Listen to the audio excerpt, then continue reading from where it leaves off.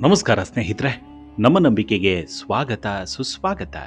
ಸ್ನೇಹಿತರೆ, ರಾಜ್ಯ ಬಿಜೆಪಿ ಮನೆಯೊಂದು ಮೂರು ಬಾಗಿಲು ಅನ್ನುವಂತಾಗಿ ಹಲವು ತಿಂಗಳುಗಳೇ ಕಳೆದು ಹೋಗಿವೆ.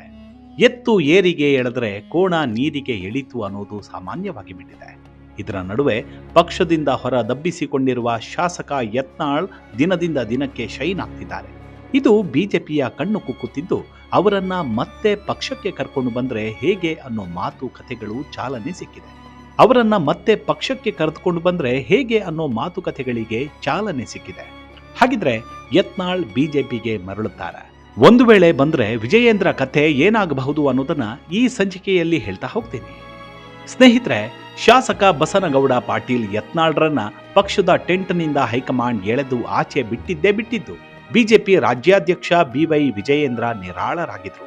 ತಮ್ಮ ಕಾಲಿಗೆ ಆಗಾಗ್ಗೆ ಎಡುವುತ್ತಿದ್ದ ಕಲ್ಲೊಂದನ್ನ ಕಿತ್ತು ಹಾಕಲಾಯಿತು ಅಂತಾನೆ ಅಂದ್ಕೊಂಡಿದ್ರು. ಇನ್ನು ಯಡಿಯೂರಪ್ಪ ಅವರಂತೂ ಮಗನ ದಾರಿ ಸುಗಮ ಆಯಿತು ಅಂತ ತಮ್ಮ ಬೆಂಬಲಿಗರ ಜೊತೆ ಹೇಳ್ಕೊಂಡು ಖುಷಿಪಟ್ಟಿದ್ರು. ಆದ್ರೆ ಇಲ್ಲಿ ಮತ್ತೊಂದು ಗುಂಪು ಯತ್ನಾಳ್ ಅವರ ಬೆನ್ನಿಗೆ ನಿಂತಿದ್ರು. ಅವರು ಕೂಡ ಅಸಹಾಯಕರಾಗಿದ್ದಾರೆ. ಇನ್ನೊಂದು ಟೀಮ್ ಆಡೋಕ್ಕೂ ಆಗದೆ ಅನುಭವಿಸೋಕ್ಕೂ ಆಗದೆ ಯತ್ನಾಳ್ಗೆ ಇಂತಹ ಪರಿಸ್ಥಿತಿ ಬಂತಲ್ಲ ಅಂತಿದ್ದಾರೆ. ಇದರ ನಡುವೆ ಆರ್ ಅಶೋಕ್ ಅಂತವರು ಯತ್ನಾಳ್ ಇರಬೇಕಿತ್ತು ಕಣ್ರಿ, ತಮಾಷೆ ಇರ್ತಿತ್ತು ಅಂತಿದ್ರು. ಆದ್ರೆ ಇದೆಲ್ಲ ಆಗ್ತಾ ಇದ್ರು ಯತ್ನಾಳ್ ಮಾತ್ರ ಯಾವುದಕ್ಕೂ ತಲೆ ಕೆಡಿಸ್ಕೊಳ್ಳೇ ಇಲ್ಲ. ಬಿಜೆಪಿ ನಾಯಕ ಅನ್ನೋ ಪಟ್ಟ ಹೋದ್ರೆ ಏನಂತೆ ಬಿಡ್ರಿ, ಜನರು ಹಿಂದೂ ಹುಲಿ ಅಂತ ಕರೀತಾರಲ್ಲ, ಅಷ್ಟು ಸಾಕು ಅಂದ್ಕೊಂಡಿದ್ರು. ಹಿಂದೂ ಪರ ಗರ್ಜನೆ ಮಾಡ್ತಾನೆ ಬಂದಿದ್ರು. ಇದು ಬಿಜೆಪಿ ನಾಯಕರ ಕಿವಿಗೆ ಅದೆಷ್ಟು ಮಟ್ಟಿಗೆ ಅಪ್ಪಳಿಸಿತ್ತೋ ಏನೋ. ಆದರೆ ಮಂಡ್ಯದಲ್ಲಿ ಯತ್ನಾಳ್ ಗುಡುಗಿದ ಸದ್ದು ಬಿಜೆಪಿ ನಾಯಕರನ್ನ ಗುಡುಗಿಸಿ ಬಿಟ್ಟಿರೋದಂತೂ ಸತ್ಯ. ಮಂಡ್ಯದಲ್ಲಿ ಗಣೇಶೋತ್ಸವದಲ್ಲಿ ನಡೀತಲ್ಲ, ಆ ಘಟನೆ ನಿಜಕ್ಕೂ ಅಕ್ಷಮ್ಯ. ತಪ್ಪಿತಸ್ಥರಿಗೆ ಶಿಕ್ಷೆ ಆಗ್ಲೇಬೇಕು, ಇದರಲ್ಲಿ ಎರಡು ಮಾತಿಲ್ಲ. ಆದ್ರೆ ಬಿಜೆಪಿ ನಾಯಕರಿಗೆ ರಾಜಕಾರಣ ಮಾಡೋಕೆ ಒಂದು ಸರಕು ಸಿಕ್ತು ಅನ್ನೋ ಮಾತುಗಳಂತೂ ಕೇಳಿ ಬರ್ತಿವೆ. ಆ ವಿಚಾರ ಹಾಗಿರ್ಲಿ, ಆದ್ರೆ ಅಸಲಿಗೆ ಈ ಪ್ರಕರಣಕ್ಕೂ ಯತ್ನಾಳ್ ಜನಪ್ರಿಯತೆಗೂ ಸಂಬಂಧ ಇದೆ ಅನ್ನೋದೇ ಈಗ ದೊಡ್ಡ ವಿಚಾರ. ಇದರಿಂದಲೇ ಈ ತಿಂಗಳ ಅಂತ್ಯದಲ್ಲೇ ಅವರ ನಸೀಬು ಕೂಡ ಚೇಂಜ್ ಆದ್ರೂ ಆಗಬಹುದು ಅಂತಾನೂ ಹೇಳಲಾಗ್ತಿದೆ. ಅಷ್ಟಕ್ಕೂ ಇಲ್ಲೇನಾಗಿದೆ ಅಂದ್ರೆ, ಮಂಡ್ಯದಲ್ಲಿ ಗಲಾಟೆ ಆಗಿದ್ದೇ ತಡ ಬಿಜೆಪಿ ನಾಯಕರು ಎದ್ದು ಕೂತರು, ಸರ್ಕಾರದ ವಿರುದ್ಧ ತಿರುಗಿ ಬಿದ್ರು. ಗಲಾಟೆ ನಡೆದ ಸ್ಥಳಕ್ಕೂ ಬಂದ್ರು. ಜನರು ಬಿಜೆಪಿ ನಾಯಕರಿಗೆ ಅದ್ದೂರಿ ಸ್ವಾಗತವನ್ನ ಕೋರಿದ್ರು. ಇದನ್ನ ಕಂಡು ಎಲ್ಲರೂ ಪುಳಕಿತರಾದ್ರು. ಎಲ್ಲರೂ ಆಕ್ರೋಶ ಭರಿತರಾಗಿ ಮಾತನಾಡಿದ್ರು, ವಾಪಸ್ ಬಂದ್ರು. ಆದ್ರೆ ಇಲ್ಲೇ ನೋಡಿ ವಿಷಯ ಇರೋದು. ಇತ್ತ ಇವರ ದಂಡು ದಾಳಿ ಬಂದ ಮೇಲೆ ಯತ್ನಾಳ್ ಮಂಡ್ಯದ ಕೋಟೆಗೆ ನುಗ್ಗಿದ್ರು. ಅಚ್ಚರಿ ಅಂದ್ರೆ, ಯಾವ ಬಿಜೆಪಿಯ ಅಷ್ಟು ನಾಯಕರಿಗೆ ಎಷ್ಟು ಬೆಂಬಲ ಸಿಕ್ಕಿತ್ತೋ ಅದಕ್ಕಿಂತಲೂ ಹೆಚ್ಚಿನ ಜನ ಬೆಂಬಲ ಸಿಕ್ತು. ಬಿಜೆಪಿ ನಾಯಕರಿಗೆ ಏನು ರೆಸ್ಪಾನ್ಸ್ ಸಿಕ್ಕಿತ್ತೋ ಅದನ್ನ ಮೀರಿಸುವಂತೆ ಬಸನಗೌಡ ಪಾಟೀಲ್ ಯತ್ನಾಳ್ ಅವರನ್ನ ಜನರು ಸ್ವಾಗತಿಸಿದ್ರು. ರಾಷ್ಟ್ರೀಯ ಹೆದ್ದಾರಿಯಿಂದಲೇ ನೂರಾರು ವಾಹನಗಳಲ್ಲಿ ಬಂದವರು ಯತ್ನಾಳ್ ಅವರಿಗೆ ಜೈಕಾರ ಹಾಕಿದ್ರು. ಇಲ್ಲಿ ಸಿಕ್ಕಿದ ಜನ ಬೆಂಬಲಕ್ಕೆ ಸೋತು ಹೋದ ಯತ್ನಾಳ್ ಪ್ರಖರ ಭಾಷಣವನ್ನ ಮಾಡಿದ್ರು. ಇದೇ ನೋಡಿ ಬಿಜೆಪಿ ನಾಯಕರನ್ನ ತಲ್ಲಣಗೊಳಿಸಿರೋದು. ಯತ್ನಾಳ್ಗೆ ಸಿಕ್ಕಿದ ಈ ಜನ ಬೆಂಬಲವನ್ನ ಕಂಡು ಹೊಟ್ಟೆ ಉರಿಯಿಂದ ಬಿವೈ ರಾಘವೇಂದ್ರ ತಂಬಿಗೆ ನೀರು ಕುಡಿತಾ ಇದ್ರೆ, ಅತ್ತ ದೆಹಲಿಯಲ್ಲಿ ಯತ್ನಾಳ್ರನ್ನ ಐಸಿಟ್ಟು ಸಮಾಧಾನ ಮಾಡೋಕೆ ಎಲ್ಲ ಪ್ರಯತ್ನಗಳು ನಡೀತಿವೆ ಅನ್ನೋದು ಲೇಟೆಸ್ಟ್ ಸುದ್ದಿ. ಮಂಡ್ಯದಲ್ಲಿ ಯತ್ನಾಳ್ಗೆ ಸಿಕ್ಕಿದ ಜನ ಬೆಂಬಲದ ಬಗ್ಗೆ ಇಂಟೆಲಿಜೆನ್ಸ್ ಸರ್ಕಾರಕ್ಕೆ ರಿಪೋರ್ಟ್ ಕೊಟ್ಟಿದೆ. ಇದನ್ನು ನೋಡಿದ ಸರ್ಕಾರ ಯತ್ನಾಳ್ ಜನಪ್ರಿಯತೆ ಬಗ್ಗೆ ತಲೆ ಕೆಡಿಸ್ಕೊಂಡಿದೆ. ಅತ್ತ ದೆಹಲಿ ನಾಯಕರು ಕೂಡ ತಮ್ಮದೇ ಸೋರ್ಸ್ಗಳಿಂದ ವರದಿ ತರಿಸಿಕೊಂಡಿದೆಯಂತೆ.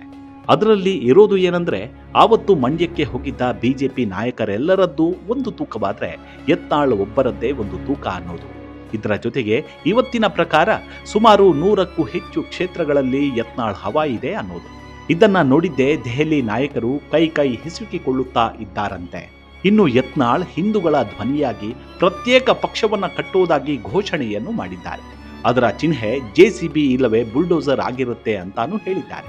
ಇದು ಬಿಜೆಪಿ ಹೈಕಮಾಂಡ್ ನಾಯಕರಿಗೆ ತಲೆಬಿಸಿ ತಂದಿದೆ ಅಂತಾನೆ ಹೇಳಲಾಗ್ತಿದೆ. ಅದರಲ್ಲೂ ಇವರ ಆಟ ಉತ್ತರ ಕರ್ನಾಟಕದಲ್ಲಿ ಮಾತ್ರ ಅಂದುಕೊಳ್ಳಲಾಗಿತ್ತು. ಆದ್ರೆ ಮಂಡ್ಯದ ಅಖಾಡದಲ್ಲೂ ಇವರ ಹೆಸರು ಮುಗಿಲು ಮುಟ್ಟಿದೆ. ಇನ್ನೊಂದು ವಿಚಾರ ಅಂದ್ರೆ, ಇವತ್ತು ಯತ್ನಾಳ್ ಕೇವಲ ಹಿಂದೂ ನಾಯಕ, ಪಂಚಮಸಾಲಿಗಳ ನಾಯಕ ಅನ್ನುವಷ್ಟಕ್ಕೆ ಮಾತ್ರ ಸೀಮಿತವಾಗಿಲ್ಲ. ಅದನ್ನ ಮೀರಿ ಬೆಳೆದು ನಿಂತಿದ್ದಾರೆ. ಹಾಗೆ ಬಿಟ್ರೆ ಯಡಿಯೂರಪ್ಪ, ಸಿದ್ದರಾಮಯ್ಯನವರಂತೆ ಮಾಸ್ ಲೀಡರ್ ಆದ್ರೂ ಆಗಬಹುದು. ಇನ್ನು ಯತ್ನಾಳ್ಗೆ ಮಂಡ್ಯದಲ್ಲಿ ಮಾತ್ರವಲ್ಲ, ಇಂಥದೊಂದು ಜನ ಬೆಂಬಲ ಸಿಗ್ತಾ ಇರೋದು ಎಲ್ಲೇ ಹೋದ್ರೂ ಮಿನಿಮಮ್ ಅಂದ್ರೂ 15,000ದಿಂದ 20,000 ಮಂದಿ ಸೇರ್ತಾರೆ. ನೀವು ಮುಖ್ಯಮಂತ್ರಿ ಆಗ್ಲೇಬೇಕು ಅಂತಾರೆ. ಇದರಿಂದಲೇ ನೋಡಿ ಬಿಜೆಪಿ ಹೈಕಮಾಂಡ್ ಯತ್ನಾಳ್ರನ್ನ ಕ್ಷಮಿಸಿದ್ರೆ ಹೇಗೆ ಅನ್ನೋ ನಿರ್ಧಾರಕ್ಕೆ ಬಂದಿದೆಯಂತೆ. ಇಂಥದೊಂದು ಮಾತು ರಾಜ್ಯ ಬಿಜೆಪಿ ಅಂಗಳಕ್ಕೂ ಬಂದು ತಲುಪಿದ್ದು ಯಡಿಯೂರಪ್ಪ ಹಾಗೂ ವಿಜಯೇಂದ್ರರ ಬಿಪಿ ಸ್ವಲ್ಪ ಮಟ್ಟಿಗೆ ಏರಿದ್ರೂ ಏರಬಹುದು ಅನ್ನೋ ಗುಸುಗುಸು ಕೇಳಿ ಬರ್ತಿದೆ. ಸದ್ಯಕ್ಕೆ ಬಂದಿರುವ ಕೆಲ ಮಾಹಿತಿಗಳ ಪ್ರಕಾರ ಬಿಜೆಪಿ ಹೈಕಮಾಂಡ್ ಯತ್ನಾಳ್ ವಿಚಾರದಲ್ಲಿ ಸಾಫ್ಟ್ ಆಗಿದೆಯಂತೆ. ಇನ್ನೊಂದು ವಿಚಾರ ಅಂದ್ರೆ ಖುದ್ದು ಅಮಿತ್ ಶಾ ಕರ್ನಾಟಕದ ವಿಚಾರದಲ್ಲಿ ನಾನು ದುಡುಕಬಾರದಿತ್ತು, ತಪ್ಪು ಮಾಡಿಬಿಟ್ಟೆ ಅಂತ ಹೇಳಿದ್ದಾರಂತೆ. ಅದೇನು ಅಂತ ಬಿಡಿಸಿ ಹೇಳೋದಾದ್ರೆ ಕೇಂದ್ರ ಸಚಿವರೊಬ್ಬರನ್ನ ಮುಂದೆ ಕೂರಿಸಿಕೊಂಡು, ನೋಡಿ ನಾನು ಯಡಿಯೂರಪ್ಪ ಹಾಗೂ ವಿಜಯೇಂದ್ರ ಮಾತು ಕೇಳಿಕೊಂಡು ಯತ್ನಾಳ್ರನ್ನ ಉಚ್ಚಾಟನೆ ಮಾಡಿಬಿಟ್ಟೆ ಅಂದಿದ್ದಾರಂತೆ. ಈ ಸುದ್ದಿ ಯತ್ನಾಳ್ ಕಿವಿಗೆ ಬಿದ್ದಿದ್ದೇ ಈಗ ಮತ್ತಷ್ಟು ಆಕ್ಟಿವ್ ಆಗಿದ್ದಾರೆ. ಈ ಮೂಲಕ ಬಿಜೆಪಿ ನಾಯಕರಿಗೆ ತಮ್ಮ ತಾಕತ್ತನ್ನ ತೋರಿಸೋಕೆ ಮುಂದಾಗಿದ್ದಾರೆ. ಇನ್ನು ಮತ್ತೊಂದು ವಿಚಾರ ಏನಪ್ಪಾ ಅಂದ್ರೆ, ಮಂಡ್ಯದ ಇನ್ಸಿಡೆಂಟ್ ಆಗೋಕ್ಕೂ ಮೊದಲೇ ಅಶೋಕ್ ಹಾಗೂ ವಿಜಯೇಂದ್ರಗೆ ಕ್ಲಾಸ್ ತೆಗೆದುಕೊಂಡಿದ್ರಂತೆ. ಯತ್ನಾಳ್ ಹೇಗೆ ನಿಮ್ಮನ್ನು ಪಕ್ಷವನ್ನು ಮೀರಿ ಬೆಳೀತಿದ್ದಾರೆ, ನಿಮ್ಮ ಮಾತು ಕೇಳಿ ಪಕ್ಷದಿಂದ ಅವರನ್ನ ಹೊರಗೆ ಕಳಿಸಿದ್ದಾಯಿತು ಅಂತ. ಇದಕ್ಕೆ ಮರು ಉತ್ತರ ಇಲ್ಲದ ಅಶೋಕ್ ಹಾಗೂ ವಿಜಯೇಂದ್ರ ಸುಮ್ಮನಾಗಿದ್ದಾರೆ. ಇದರ ಜೊತೆ ಸದ್ಯದಲ್ಲೇ ಯತ್ನಾಳ್ ಬೆಂಬಲಿಗರಿಗೆ ದೆಹಲಿಯಿಂದ ಬುಲಾವ್ ಬರಲಿದೆ ಅಂತಾನೂ ಹೇಳಲಾಗ್ತಿದೆ. ಅವರು ಯಾರು ನಿಮಗೆ ಗೊತ್ತೇ ಇದೆ. ವಿಜಯೇಂದ್ರ ವಿರುದ್ಧ ಯತ್ನಾಳ್ ಸಮರ ಸಾರಿ ಬೀದಿಗೆ ಬಂದು ಕತ್ತಿ ಜಳಪಿಸ್ತಾ ಇದ್ದಾಗ ಅವರ ಜೊತೆ ಇದ್ರಲ್ಲ ಪ್ರತಾಪ್ ಸಿಂಹ, ಕುಮಾರ್ ಬಂಗಾರಪ್ಪ, ಹೀಗೆ ಹಲವು ನಾಯಕರನ್ನ ಕರೆದು ಯತ್ನಾಳ್ ವಿಚಾರದಲ್ಲಿ ಚರ್ಚೆ ನಡೆಸಲಿದೆ. ಈ ನಿಯೋಗದ ಜೊತೆ ಚರ್ಚೆ ಮಾಡಿದ ಬಳಿಕ ಯತ್ನಾಳ್ಗೆ ಭರ್ಜರಿ ಗಿಫ್ಟ್ ಸಿಗುತ್ತೆ ಅನ್ನೋ ಮಾತನ್ನು ತಳ್ಳಿ ಹಾಕೋ ಹಾಗಿಲ್ಲ.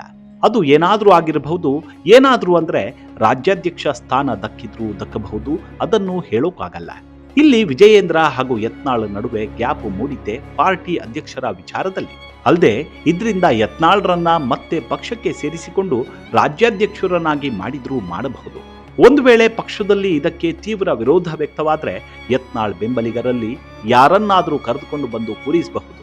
ಇದರಿಂದ ಈಗ ರಾಜ್ಯ ಬಿಜೆಪಿಯ ಹಲವು ನಾಯಕರಲ್ಲಿ ಏನಾಗುತ್ತೋ ಏನೋ ಅನ್ನೋ ಚಿಂತೆ ಶುರುವಾಗಿದೆ. ಆದ್ರೆ ವಿಜಯೇಂದ್ರರನ್ನ ಮನಸ್ಸಿನಲ್ಲೇ ವಿರೋಧಿಸುವ ಹಲವು ನಾಯಕರಿಗೆ ಹಲ್ವಾ ತಿಂದಷ್ಟೇ ಖುಷಿಯಾಗಿದೆ. ಇನ್ನೂ ಒಂದು ವಿಚಾರ ಇಲ್ಲಿದೆ. ಒಂದು ವೇಳೆ ಹೈಕಮಾಂಡ್ ಯತ್ನಾಳ್ರನ್ನ ಕರೆದು ಆಗಿದ್ವಾಗೋಗಿದೆ, ಇನ್ನು ಮುಂದೆ ಎಲ್ಲವನ್ನು ಸರಿದೂಗಿಸಿಕೊಂಡು ಹೋಗೋಣ ಅಂದ್ರೆ ಯತ್ನಾಳ್ ಪ್ರತಿಯಾಗಿ ಕೆಲ ಷರತ್ತುಗಳನ್ನ ಹಾಕಬಹುದು ಅಂತಾನೆ ಹೇಳಲಾಗ್ತಿದೆ. ಅದೇನಪ್ಪಾ ಅಂದ್ರೆ ಕುಟುಂಬ ರಾಜಕಾರಣಕ್ಕೆ ಮಣೆ ಹಾಕಬಾರದು ಅನ್ನೋದು.